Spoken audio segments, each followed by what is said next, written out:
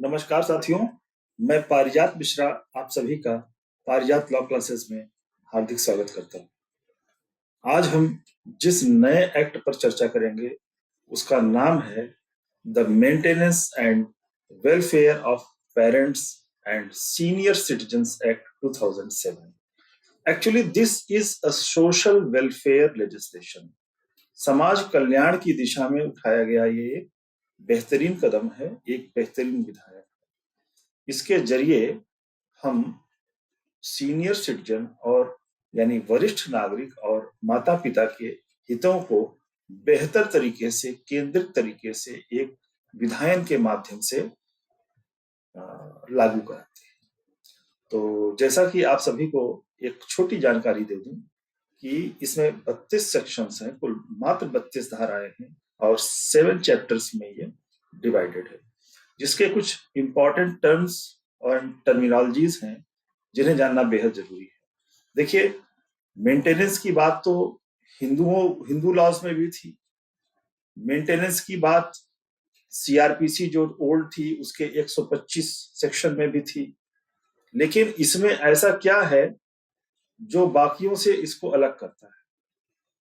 देखिए, मेंटेनेंस का मतलब है कि fooding, clothing, medical care and other necessary things for the human beings.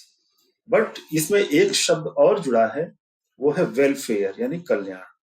अगर इसको हम और वाइड स्पेक्ट्रम पर देखें तो ये आर्टिकल 21 जो कॉन्स्टिट्यूशन का है उसके तहत मानव जीवन को गरिमामयी तरह से जीने के अधिकार की श्रेणी में लाता है।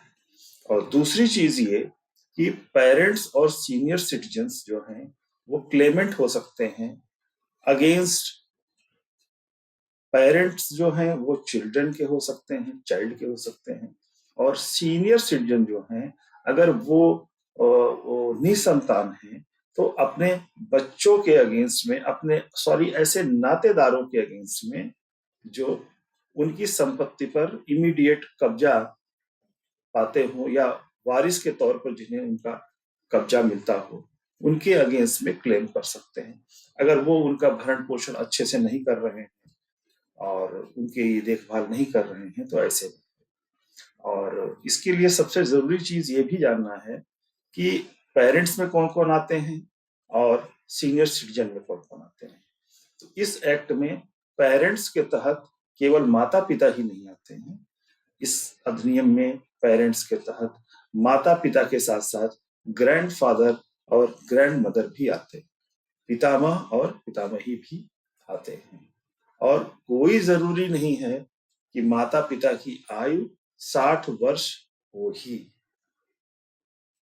दूसरी बात सीनियर सिटीजन की हम करते हैं। सीनियर सिटीजन जैसा कि नाम से ही स्पष्ट है, वे वरिष्ठ हैं, इसका मतलब they are above age of 60. They are either 60 or above age of 60. Citizen means they are citizen of India. तो ऐसे वे प्रत्येक व्यक्ति जिन्होंने 60 वर्ष की आयु पूरी कर ली है और भारत के नागरिक हैं, वे इसके अंतर्गत आते हैं। और इस अधिनियम के परिप्रेक्ष्य में सीनियर सिटीजन का मतलब कुछ और ज्यादा है कि वे निसंतान हैं और उनकी मृत्यु पर जो वारिस उनकी संपत्ति का हकदार होगा, ऐसे नातेदार को के अगेंस्ट ऐसे सीनियर सिटीजन क्लेम कर सकते हैं मेंटेनेंस और वेलफेयर के लिए। इसके लिए एक ट्रिब्यूनल बनाया गया है जिसे मेंटेनेंस ट्रिब्यूनल कहा गया है अंडर सेक्शन 7। सेक्शन 7 में जो मेंटेनेंस ट्रिब्यूनल बनाया गया है वो राज्य सरकार एक गजट यानी सरकारी गजट में अधिसूचना के द्वारा किसी एसडीओ यानी सब डिविजनल अफसर रैंक से नीचे का व्यक्ति ना हो, यानी उस लेवल के व्यक्ति को ऐसे ट्रिब्यूनल का उस सब डिवीजन में प्रिजाइडिंग अफसर बनाएगा और वो एक लिमिटेड टाइम फ्रेम के अंदर ऐसे क्लेमेंट का, वो क्लेमेंट चाहे इन पर्सन हो सकते हैं पेरेंट्स या सीनियर सिटीजन, या वो किसी अपने व्यक्ति नातेदार या यूं कहिए कि किसी एनजीओ या संस्था के थ्रू भी जा सकते हैं।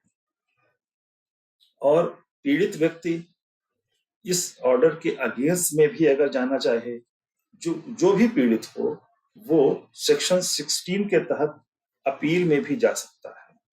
तो अपील में वो जाए या अपीलेट ट्रिब्यूनल जो बना है उसमें कलेक्टर या डीएम के रैंक का नीचे का व्यक्ति नहीं होता, उसमें भी जा सकता है और तमाम तरह के आदेश पारित होते हैं।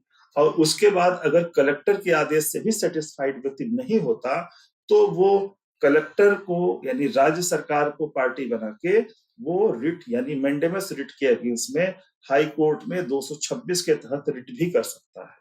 और इसका जो सबसे इंपॉर्टेंट जो सेक्शन है वो मैं मानता हूं सेक्शन 23 को, जो यहां तक अधिकार दे देता है कि अगर गिफ्ट या अदरवाइज वे में सीनियर सिटीजन ने या पेरेंट्स ने ऐसे बच्चों या नातेदारों के फेवर में कोई ट्रांसफर किया है, तो ये साबित हो जाए कि उन्होंने ऐसे ट्रांसफर के बाद उन पेरेंट्स का या सीनियर सिटीजन का ढंग से ख्याल नहीं रखा, लापरवाही की, तो ये माना जाएगा, अगर लापरवाही साबित हो जाए तो ये माना जाएगा कि उन्होंने ऐसा ट्रांसफर ऐसे सीनियर सिटीजन या ऐसे पेरेंट्स के साथ कपट, धोखा या असम्यक असर से प्राप्त किया है और ऐसा ट्रांसफर शून्य यानी वाइड माना जाएगा। तो इस लिहाज से हम देखते हैं कि यह वरिष्ठ नागरिकों और माता पिता के फायदे के लिए, के सामाजिक सुरक्षा के लिए बनाया गया एक बेहद सशक्त और महत्वपूर्ण सामाजिक विधायक है। तो आज के लिए साथियों इतना ही, और हम लोग लगातार इस एक्ट पर चर्चा करते रहेंगे, इसके विभिन्न बिंदुओं पर एक धारावाहिक क्रम में चर्चा करेंगे। बहुत बहुत धन्यवाद। नमस्कार।